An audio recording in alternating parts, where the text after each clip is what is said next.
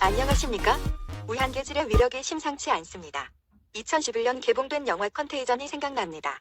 접촉성 전염병에 의해 사람들이 쓰러지고 얼마 지나지 않아 세계 각국의 사람들이 같은 증상으로 사망합니다. 전염은 배수에 배수를 더해 기하급수적으로 수십만 명까지 늘어납니다. 바이러스가 뇌수에 영향을 주어 사람들이 거품을 물고 쓰러져서 버둥거리다가 죽어갑니다. 길거리에서 그냥 쓰러지는 우한계질과 상당히 닮았습니다. 마치 오늘의 시대를 예언한 영화 같네요.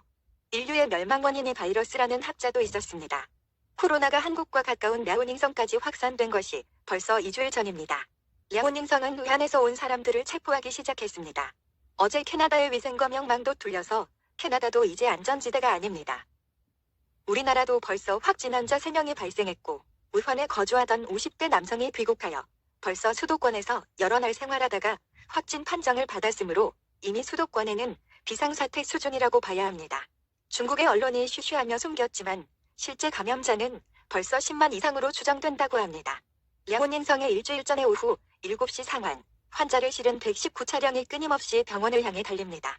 우한은 봉쇄된 상태인데 우한에서 상하이로 탈출하려는 차량들로 고속도로가 북새통을 이루고 있는 모습입니다.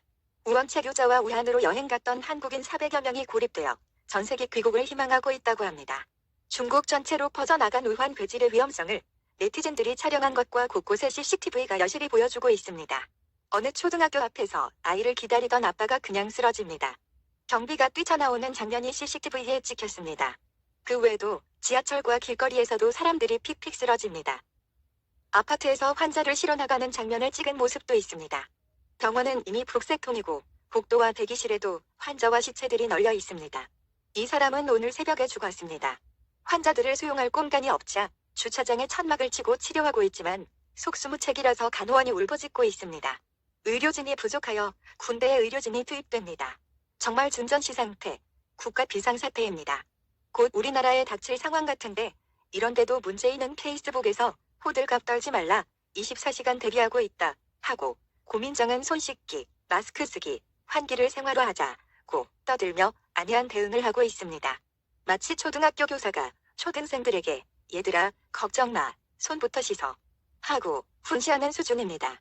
국민을 개조스로 보는 건지 원참나, 참나원, 나원참.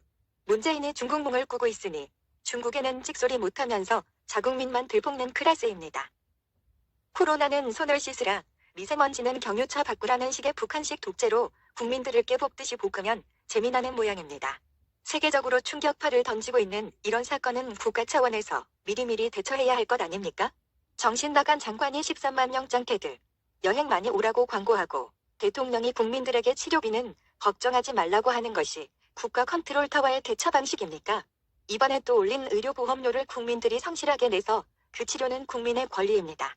문재인 당신이 걱정할 일은 아니죠. 국가 컨트롤 타워는 국민 안전을 위한 예방안전에 유의해야 하지만 국가안보, 경제 폭망한 문재인이 국민보건, 국민위생 안전인들 똑바로 하겠습니까? 여하튼 이미 한국도 예방 찬스는 놓친 것 같습니다. 문재인 씨, 박근혜 정권 때 당신이 국민들을 선동하던 모습입니다. 메르스 무능 민생 파탄, 박근혜 대통령은 독선 정치 중단하라, 고요?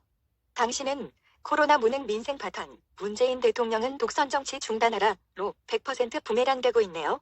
죄 없는 사람 감옥에 가둔 박근혜의 저주, 천벌입니다. 아마 코로나 우한 괴질 택시가 문재인 정권에 치명타를 입힐 겁니다. 두고 보세요.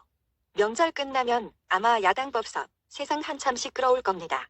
사이로 총선이 있다면 그쪽에도 영향을 주겠죠?